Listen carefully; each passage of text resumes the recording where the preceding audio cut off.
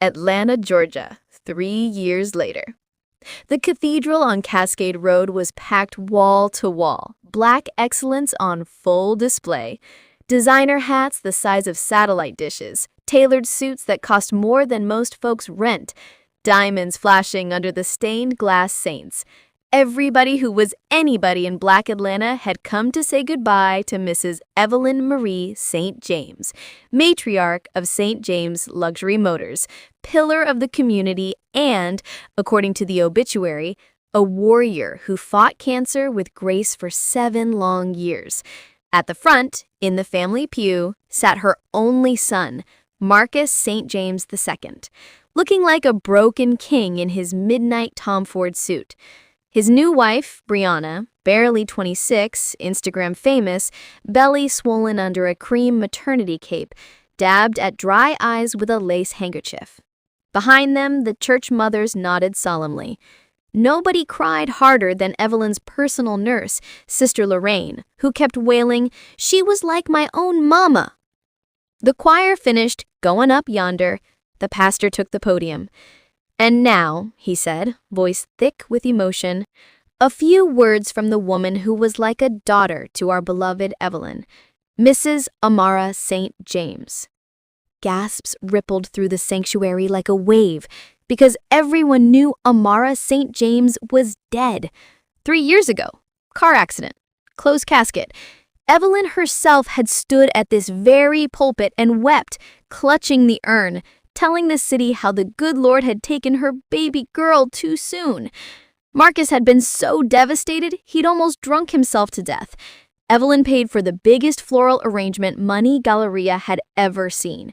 Front page of the AJC, St. James heiress killed in fiery crash.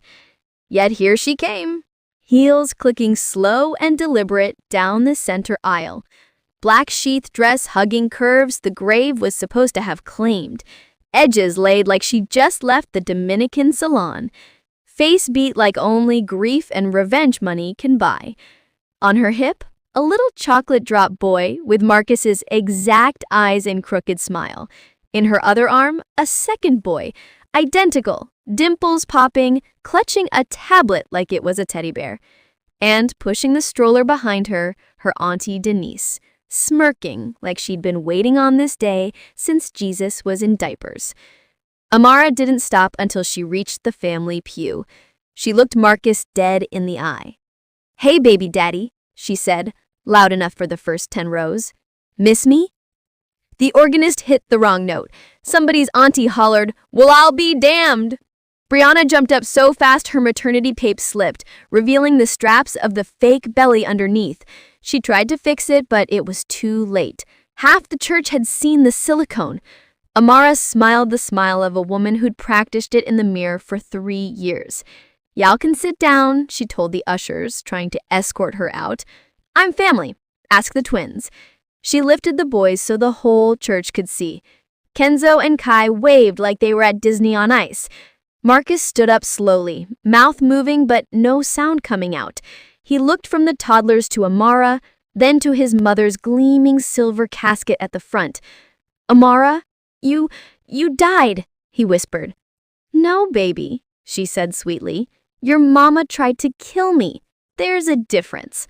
The pastor looked like he was about to faint. Sister Lorraine, the nurse, was already halfway to the side door. Amara wasn't done. She walked straight to the casket, laid a single red rose on top, and turned to the congregation.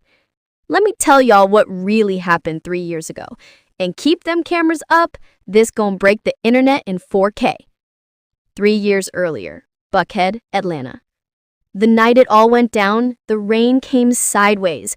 Amara was 8 weeks pregnant, finally, after 4 rounds of IVF and 2 miscarriages. She and Marcus were on the way home from the doctor, arguing because Evelyn had called during the appointment screaming that the bloodline was dying and Amara needed to do her job or be replaced. Marcus, spineless as ever, had just gripped the wheel tighter and said, "Mama's distressed, Mara. She don't mean it like that." Amara was tired. She was hormonal. She was done. "Pull over," she told him. "I need air." He pulled the Maybach onto the dark shoulder of I-285, She stepped out into the storm to breathe. That's when the black Escalade came out of nowhere. Headlights blinding, engine roaring, aimed straight at her. Marcus screamed her name from the car. She dove into the ditch just as the SUV clipped the guardrail and kept going. Next thing she knew, she was waking up in a private room at Piedmont Hospital with a concussion, broken ribs, and a nurse she'd never seen before telling her, "Your husband and mother-in-law are on the way. They think you're dead, baby. We gotta move fast." The nurse was Denise's soror from Delta, working ER that night. She'd seen the chart, Jane Doe, pregnant, critical. Then she'd seen Evelyn St. James herself march in with 2 off-duty cops and a body bag, demanding the remains. Denise's soror did the only thing she could think of. She swapped the charts, moved Amara to a different floor, and called Denise. By the time Evelyn arrived with tears and a preacher, all she got was an urn full of somebody else's cremains. Amara woke up to her auntie's face. "Listen to me good, baby girl," Denise whispered. "That old witch just tried to murder you and your babies for insurance and inheritance. You play dead, you hear me? You play dead till we can bury her instead."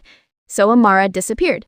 She moved to Charlotte under her middle name, Aaliyah Renee Carter, gave birth to Kenzo and Kai at 34 weeks, raised them on love, formula, and the fire of revenge.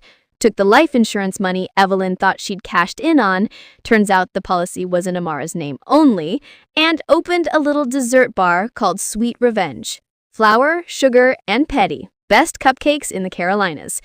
Every night she put the boys to bed, she kissed their foreheads and whispered, "We goin' home one day, and Grandma gon' learn." Today was that day. Back in the church, Amara pulled a remote from her clutch and clicked. The massive projector screen behind the choir lit up. First photo, hospital security footage timestamped, 3 years ago. Evelyn handing an envelope to a man in the Escalade that tried to run Amara down. Second, bank records, $2 million from the St. James Family Trust to a shell company in the Caymans the same week as the accident. Fourth, a death certificate with Amara's name and a cremation permit for a body that weighed 87 pounds. Amara had gained 45 pounds pregnant. Do the math. Fourth, a current photo of Sister Lorraine, the nurse, getting into a new Benz with temporary tags paid for 6 months after the funeral. The church lost its mind. Brianna was crying for real now, ripping at the fake belly straps like they burned. Marcus looked like he'd been gut-punched by God himself. Amara turned to the casket.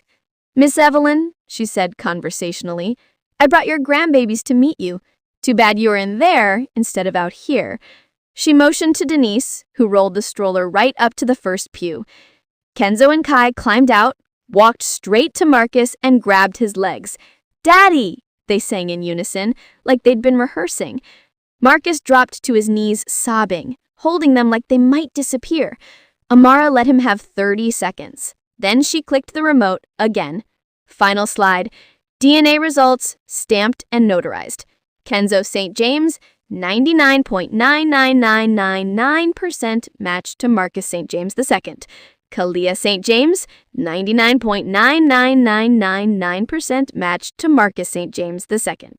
She looked at Brianna. "Girl, you can keep the fake belly. I got the real heirs." Reporters were live streaming, phones were out. The pastor was praying when trailing his security didn't even try. They were watching too. Amara leaned down to Marcus, voice low enough only he could hear. "You let your mama try to kill me and my kids for a dynasty that was already mine. Enjoy the rest of your life knowing your real family was 10 minutes away the whole time, eating cupcakes and waiting on this exact moment."